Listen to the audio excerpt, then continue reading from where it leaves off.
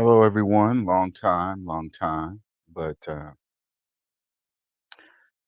with this channel, I like to talk about it when I feel it. So if you catch this later on, leave a comment, like, whatever, however you feel. Okay. But as you can see in the title, this month, really the end of this month, beginning of next month, but marks 1 year of me physically leaving the covert malignant narcissist, right?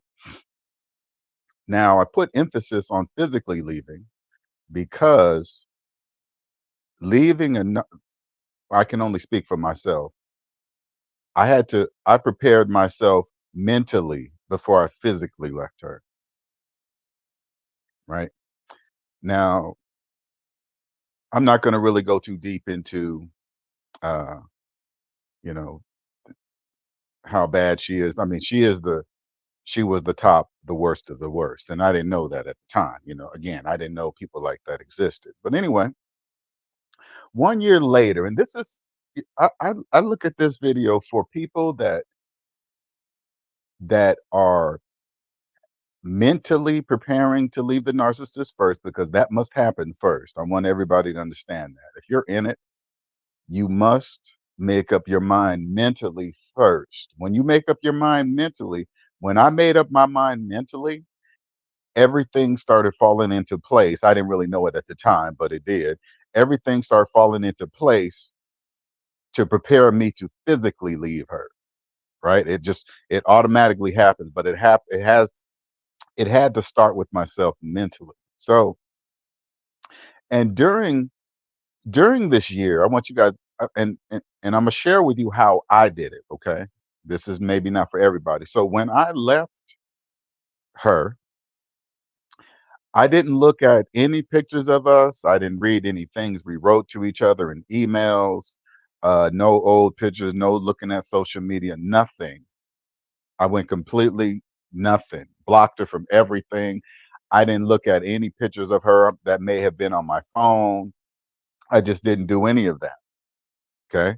That helped me along with my journey because in my mind, it was all everything's a lie anyway. Now that I'm completely out, it's a complete lie. So if I look at any pictures of us, it really doesn't mean anything to me because I know it was a lie from the beginning.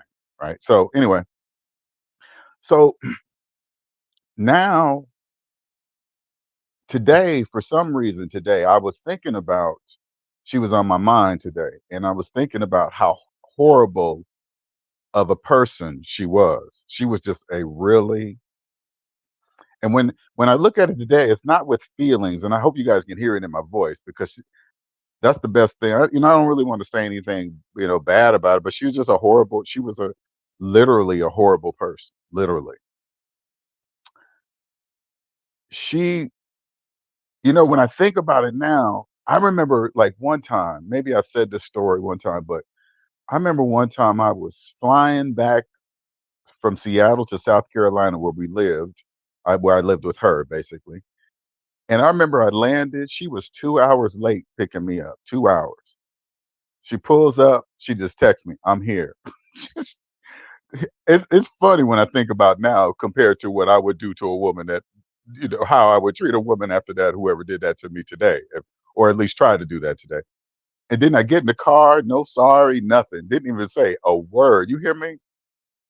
So I just kept to myself because narcissists, they have these fits of rages, and when you're in it, really, you almost they get you. The narcissists get you to the point to where you don't want to get them aggravated because you don't want them to have a rage, but they're causing the whole they're causing the whole aggravation. It's just a crazy scene. But anyway, I was thinking about when we was driving back. She was like, "You want to talk about something?" I was like, "No, I don't want to talk about nothing." That enraged her because I didn't want to talk. It's weird. Narcissists do really weird shit. So she pulls into this grocery store parking lot, right? And she pulls it and she's yelling at the top of her lungs at me in the car for like 20 minutes, 20 to 25 minutes yelling, just yelling and screaming. And I could tell, I knew I couldn't say anything because she was just looking for anything to try to kick me out of her car because I was in her car. So I couldn't really say nothing. So I was thinking about that moment today, right? It was just a year ago. So it's almost like I can put myself back in that situation. I could put myself back in that situation now. And I'm like, wait, hold on for a second. I think about it today, and I'm picturing her yelling and screaming and doing all this crazy nonsense, and I'm thinking, I remember saying, I gotta get out of this. I remember being in the car, saying to myself, I gotta get out of this. And now I'm who I am today, thinking about that moment, like as I'm there now. It, it's only a matter of time from that point because I was speaking it into existence, right? But she was at the point to where, put it this way, put it this way, so you guys can, because people think this stuff is on movies and TV shows, right? Now, ever since my late 20s, I've taken care of my body health wise. I've always, and people really don't understand when you start really taking care of yourself, you really become in tune with your body. Anything that might be off and wrong, you're really just on it and you just really take. So that's how I've been all my life. Well, one time, something happened to me, and I think she poisoned me. Right? It's nothing I can prove, but I know my body. It was so bad that I had to go to the emergency room. I had to go to the emergency room, and my body was doing something that it had never done my entire life. And I'm almost, at this particular time, I'm 50, so I know my body pretty good. Well, this something was happening that never had happened to me before in my life. The doctors couldn't figure it out. They said, "Has this ever happened to you before?" No. Back then, I thought I didn't know anything, but today, she poisoned me. It was probably one of the times that, this is speculation, of course, because I can't prove it, but I know my body. This was probably one of the times that I said I was going to leave her, because I said I was going to leave her many times, right?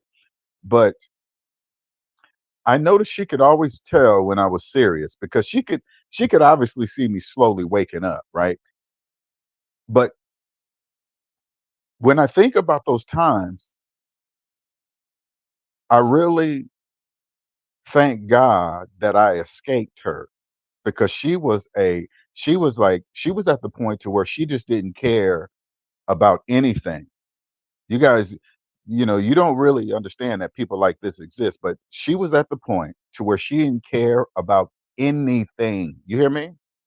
She didn't care if she was fooling around on the phone, talking to dudes, disappearing at night. I mean, she would be, this is what she would do too. Now that I'm out, I can clearly see the things that she would do that I should have just, when you're in the narcissistic fog, you don't know to ask these types of questions. But anyway, I remember one time we were upstairs in the bedroom and she was on Facebook, but she was part of this nasty, disgusting sex group. And she would always be in there talking about, oh my God, look how they're talking like this and they're talking like that. Never once did I say, then why are you in it? I should have just said that. Why are you in it? But anyway, she used to always pick out something that a woman would say, and it would be it would be something like, yeah, my man's away and I got some good dick and all this other stuff. What I realize this now, that was her writing that. That was her. She was writing that and she was getting off on me reading it, not knowing it was her writing that because she had so many social media profiles. And now I think about it, why in the world would she show me something like that to read that? Why? What's the purpose of that? And why are you part of that group? She was showing me something that she wrote and wanted me to read it so she can get off on it. She would disappear at night. Hey, I got to run to the store and do this and that. And she'd be gone for like an hour or two going to the store at night. She was meeting dudes, having sex in cars. People don't believe that there are people out there that that will, and then come back to you, come back to me and say, "Hey, I love you," and kiss you in your mouth and all, kiss you in your mouth and all that good stuff. You know how often that happens to people every day that simply don't know? The people that the people that are in a narcissistic fog and think you just, I'm proof that you can escape. When you get to the other side, you will look back on the different things. There's so many things that I can identify now that are so easily that she was doing everything. And I was in so much denial about it. And this is another crazy thing. I could always tell when I went around people that knew her, maybe her family, I could always feel like they knew something that I didn't know. I could always feel that type of energy. That it was always like, just when is it going to happen? When is Linnell going to leave? Something's going to happen. It was always that feeling, and I was right. You just, you can't put your finger on it, but here's a red flag, just in case if you don't believe, you might be with a narcissist. If you're with the if when I was with this narcissist, I realized she had everybody in the family had a problem except her. That's a red flag. She would tell me all the business of everybody in her family. Listen, and she's telling me I'm just her boyfriend. That's a red flag. I should have left her right there. That's her blood. And she's talking about them like that. I'm not even blood. That's a red flag. That means I need to get out of there fast.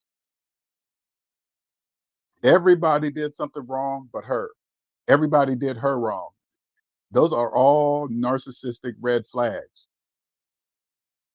It's but when you the best way I can describe it like this: when you're out of it, I think it's a good thing to go back and just kind of look at it. You won't. I don't look at the pictures with feelings or anything like that. I just know it was a lie from the beginning. So once I really put that into my mind to really understand that, when I see that kind of stuff, I just delete the pictures or just don't really even look at it. Or sometimes I'll even look at myself. I'm more. This is what the crazy part is. I more look at myself in pictures with her because only I know what my state of mind was when I took that picture. What was I thinking? Was I deep in love with her at that time, or was I in denial about it? Because she was very physically violent, very physically violent, very. I mean, uh, throwing things, hitting, scratching, ripping clothes, throwing heavy objects, uh, breaking stuff. She was notorious for breaking stuff. Like, I mean, not just regular stuff, expensive stuff, MacBooks, uh, studio lights. Anything. It's like this. They always narcissists always go after stuff that she used to always go after stuff that I loved or stuff that was helping me in my business to help me something to progress in life or something. She would always go after that stuff and just try to destroy it, right? And let me tell you guys now, in order to leave the narcissist, you have to plan it, and they cannot know that you're doing it. They cannot know, because she wasn't going to let me go. I promise you that she wasn't going to let me go. And when I finally left her and all the things that she did afterwards, it proved to me that she wasn't going to let me go.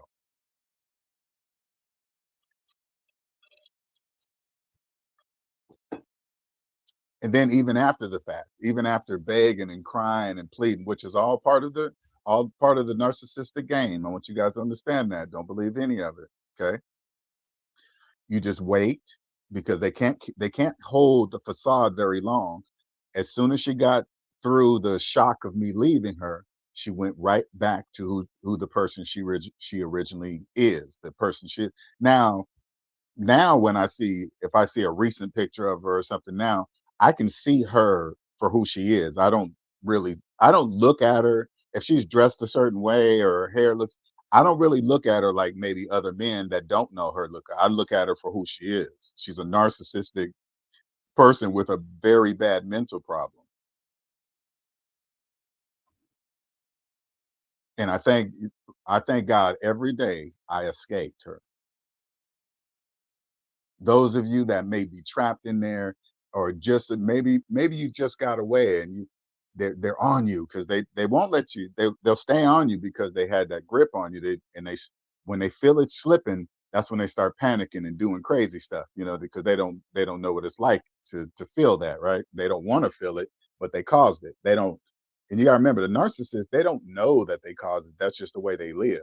They don't understand that that's not correct. You don't do people like that. So, but once you escape them, they go back to the way they were, because that was just they call that what's they call it, a narcissistic injury, a narcissistic injury.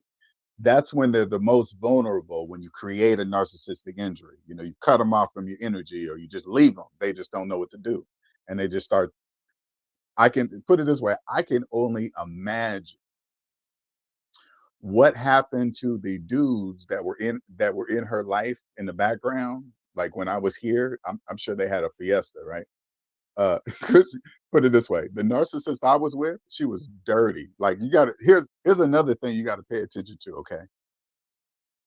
When you see a narcissist do things that they don't normally do, that means they're doing it for somebody new. Okay, always remember that. Okay, so the narcissist I was with, she was very, very dirty. She was a dirty person. I mean, just she was very dirty, especially her toilet. It's like when you think of a like when I don't know. Guys will know. I don't know. It's something about, okay, a toilet, a toilet's dirty, and it's a guy causing it. You're a guy. You're like, oh shit, this guy need to clean. But something about, you come over a woman's house and her toilet's dirty. Let me tell you, she kept her toilet just absolutely disgusting, to where I didn't want to. I didn't even want to. I didn't want to use it anymore. I just kept using the downstairs one. It was just disgusting. She was just she was a dirty person. Damn, and I forgot where I was going with that. Crap. Anyway, she was just a dirty person. We say, damn, bro, July 11th was a year since my ex got caught in her affair. Wow. Glad to be divorced, man. Yes, yes, yes, sir. Yes, sir. This channel, and God has put me here too. He God to ask me to, speak today too. It just, when I feel it, there's a reason. I was thinking about it. And when I think about those moments and I think about how horrible a person she was, I'm just glad she's not part of my life anymore. And I actually I feel sorry for the next guy that gives his feelings to her. I feel, I'm not gonna interrupt or nothing. She's no longer part of my journey. For me, and people, it doesn't really matter what other people think, but sh to me, I understand that God put her on my path, my journey, for a reason, to awaken me. That's because I was asleep. That's how much pain it took to wake me up. So now I'm awake.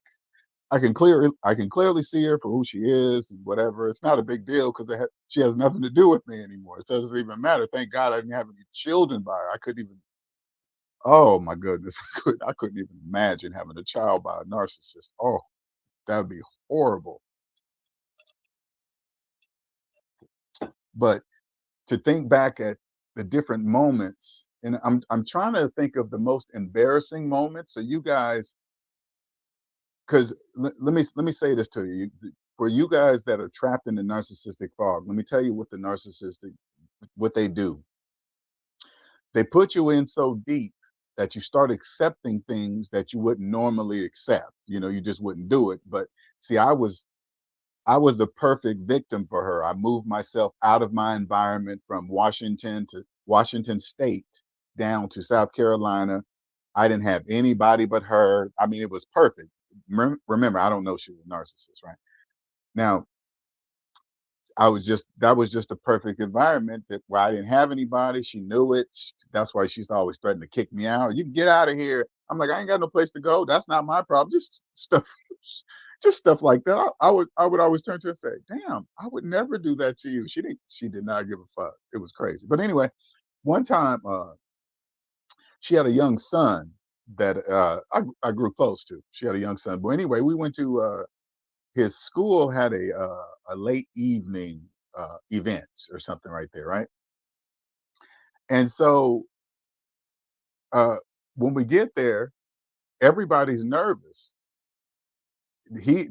Her son's nervous, she's nervous, and I'm like, "What are you guys so nervous for?" Well, the dad's coming. Of course, who cares? That's his dad. Yeah, I'm thinking in my mind, who cares? But little did I know, the dad and her were still having sex. They were still involved with they were still involved with each other. It makes sense now. Now when I look at it, it's like, oh, you guys are still seeing each other. That's why you. Anyway, we in there, right? I swear to God, I should have just. It's so crystal clear to me today as I tell you guys the story. We go in there, we find chairs. We're pointing towards the stage. She's constantly, her head's constantly flipping, looking at the door. I'm like, why are you so nervous? What? Why? Because they were still fucking. That's why. Excuse me. Sorry about that. I tried to mute it, but couldn't catch it. Well, anyway, and while we were there, and I'm gonna get to the embarrassing moment so you guys can understand. It's okay, but you just got to break out of that embarrassing stuff, right?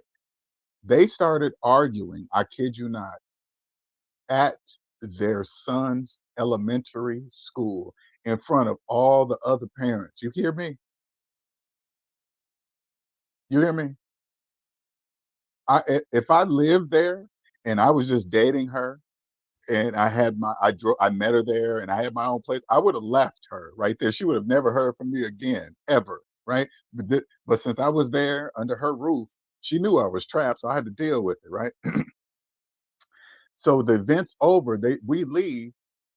She goes, I can't believe I did this. She says, go over to McDonald's. I need to give him something. He's going to be meeting me at McDonald's with her son or something. I said, cool. I pull up, park. She goes in. She's sitting down there. They in there talking for like 30 minutes while I'm sitting in the car waiting, waiting for her to come out. You hear me? You hear me? Now there was a voice deep down.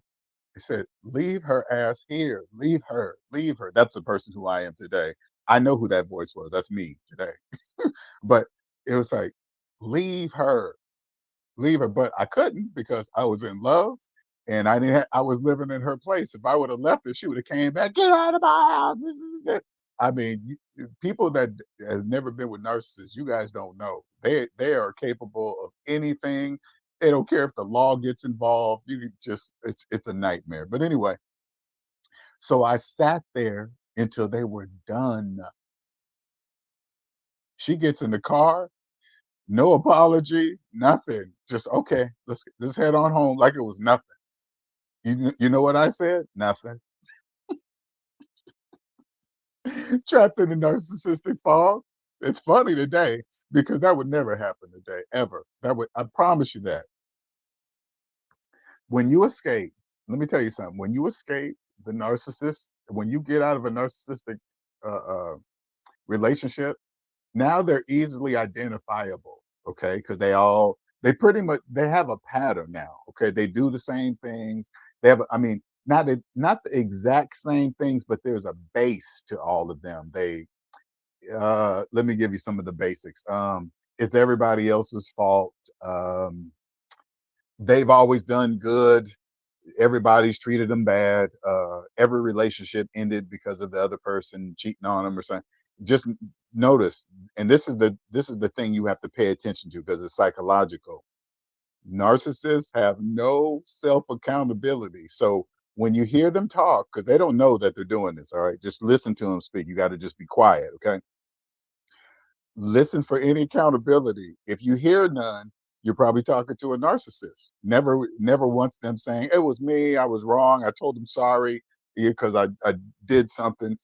They always say it's the other person's fault. Those are red flags, giant red flags, giant red flags.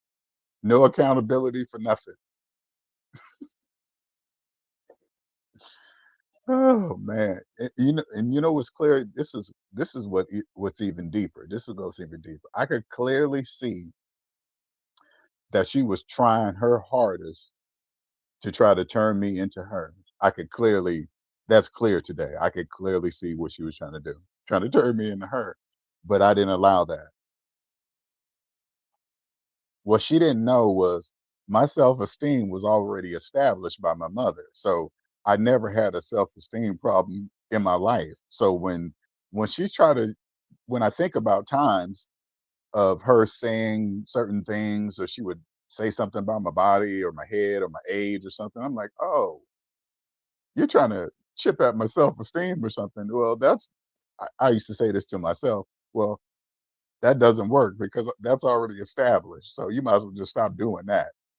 And I used to say to myself, all I got to do is make one crack about your stomach or your teeth, because she didn't have no teeth. That's another thing. She didn't have no teeth. All of them had to be put. Let me tell you, that's another thing that should have made me ran for the hills. Her teeth, when I met her, oh. Now remember, she's in her 40s at this time. Okay, if you don't know your mouth is messed up and it ain't fixed by this age, you're not getting it fixed. You're obviously not getting it fixed, or you looking for somebody to pay for it to get fixed or something. All while I was with her, they all had to be pulled. You hear me? And this is what's fucked up. And I don't even really cuss a lot, but this is what's fucked up. She was fucking around on me with no teeth in her mouth, no teeth, and she probably still ain't got no teeth today. Still out, man. I don't even want. That's crazy. That's how deep in the narcissistic fog I was to allow any of that.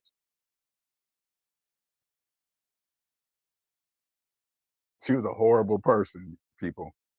And there's a whole bunch of people, other narcissists, men and women, just like her. This channel was created because of her. All the success I have in my life, the majority of it came from that relationship. You hear me? Because there was a lot of things that her and I accomplished during that relationship. We did some remarkable things together. And she thought, and listen, as like all narcissists do, you do something with them, they think they own it. And that's what she thought. She thought that. And I was like, at first, though, I was getting those signals earlier, but I was like, no, she really believes that. Okay, I got to get away from you. Broke away from her. Now she has to see my success every single day, every day, knowing that every day. Thank you. But that ain't nothing yet. Wait till this channel right here blows up all over the world. And it's going to be because of her. Thank you. Thank you very much. Thank you. You see this picture right here? You see this picture, you guys, right here in the center for the video? She took it. I was sitting there. She took the picture. She's like, "Wow, that's an amazing picture of you." Little did I know it was going to be my main picture of the channel years later. Shortly after, it wasn't too long after that picture. It wasn't too much longer after that picture. I can't remember exactly when I took that picture, but she took it. Thank you very much.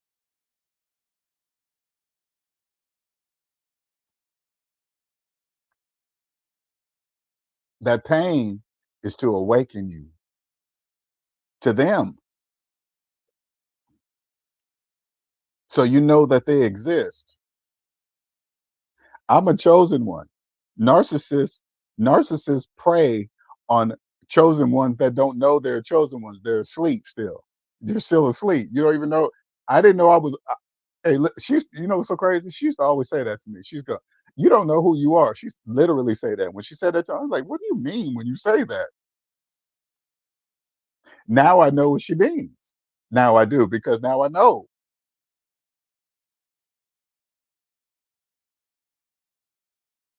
They prey on the ones that are still asleep.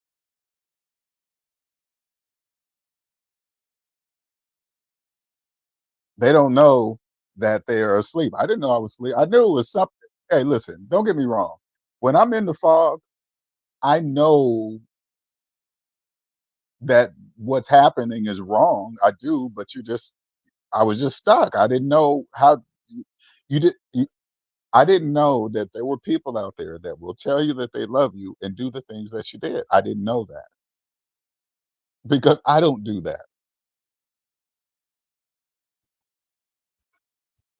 And even, and I believe the reason why God rewarded me for getting through all of this is because I stayed true to myself. Even though she was cheating on me, hitting me, disrespecting me, I didn't do any of that to her. I could tell the way she was hitting me. She was trying to get me to do it. So once I did it, she could say, "Oh, look, you did it too." Like they wanna, instead of escaping the world, the dark world that she lives in, she was trying to suck me into it because she used to always keep her room dark. She had these blackout curtains. It was crazy, man. Hey, listen, I ain't never had blackout curtains in my house. She had blackout curtains, and it was always sunny in South Carolina. But guess where she used to always be? In her room, blackout curtains closed, up in the bed all day doing nothing. Depressed. Oh, I got depression. Aren't you gonna figure out what's causing it? Nah, they just use it, and narcissists use it as a crutch. Oh, I got depression. What's causing it? Oh, I don't know. I don't know well, something's causing it because I don't have it. They got demons. That's what it is. They fight. Hey, listen, fight with the demons in their life all day and every day. They got tons of them.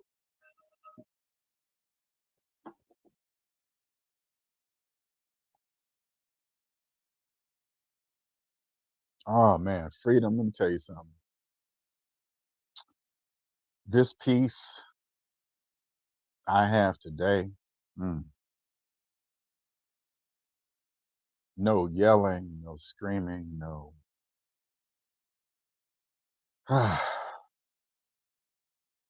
It's so. I mean, it was worth it. You hear me, you guys? It was worth it. It's weird to say it, but it was worth it because the other side, for me at least, is absolutely beautiful, man, and it just continues to grow and expand and grow and expand. I have nothing but positive people in my life. Uh, Everything's going positively. I mean, it's just everything is great. All I do, hey God, can you help me? Ask God to help me. It was almost like it felt like God was like, "Oh,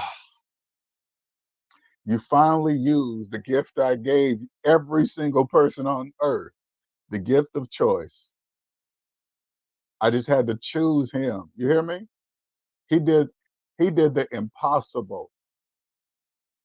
He did the he did the impossible. You hear me? I can't even explain it. Put it this way. When I left her, I was in Seattle and she was in South Carolina. Everything I owned was in South Carolina. Everything. She knew it. I knew it.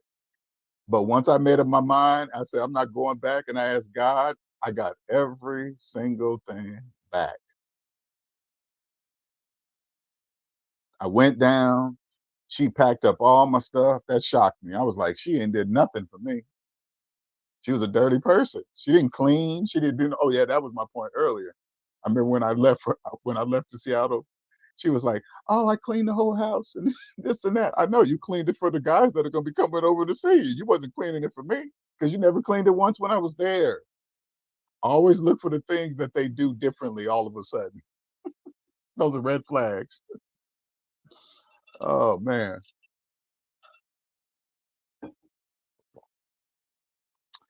But anyway, it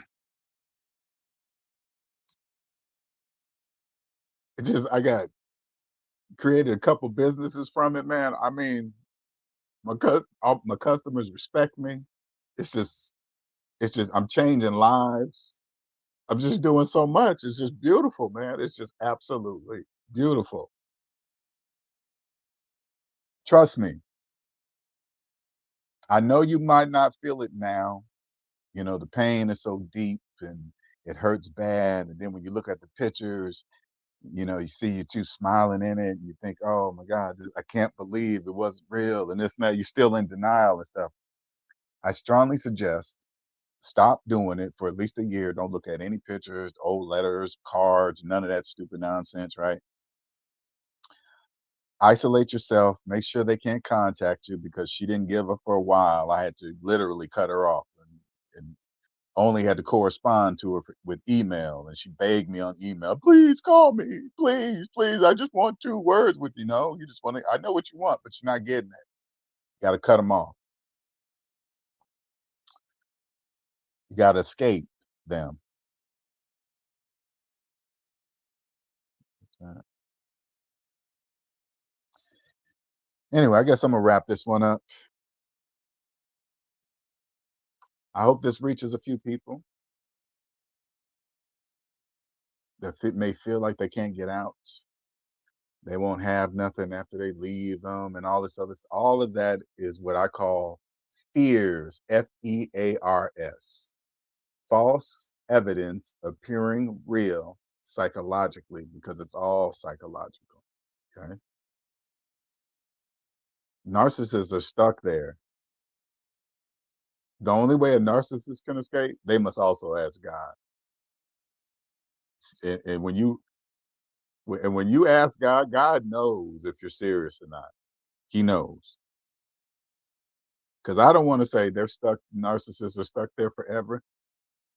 Even a narcissist, God gave even a narcissist the freedom of choice. So they can choose to ask God to help them escape. But most narcissists don't know that they're in that. They believe that is the world because that is their only perspective of the world. They believe that it's normal to cheat on people you love and lie to their face. That's another thing that you know the way I live my life, I don't lie to people, especially the ones I love. The one I was with, she was a pathological liar, right? What that means is that she lied about anything and everything. I mean, the stories, none of her stories made sense. I knew it deep down when she used to tell me the stories about past relationships or what she did and didn't do. None of her stories made sense, none of it. And I knew it. They just lie. She just they just lie for no reason. And when you're with a person, it's that is very scary because you could get hurt by a pathological liar because they can tell you a story about somebody in the past or get you all worked up or something thinking and they got you thinking that this person is something something. That's dangerous. Mental illness is real. Okay. I mean real. And she got a real problem. Real one. I thank God every day. Every day. Every day I wake up, every night I go to sleep. Thank you, God. Thank you, God. Because I had to escape. That was the only way I was gonna get away from her. You guys take it easy. Have a wonderful evening. Like, share, subscribe. If you enjoyed this live broadcast, you want to hear more, let me know. Appreciate it. All right. Bye bye.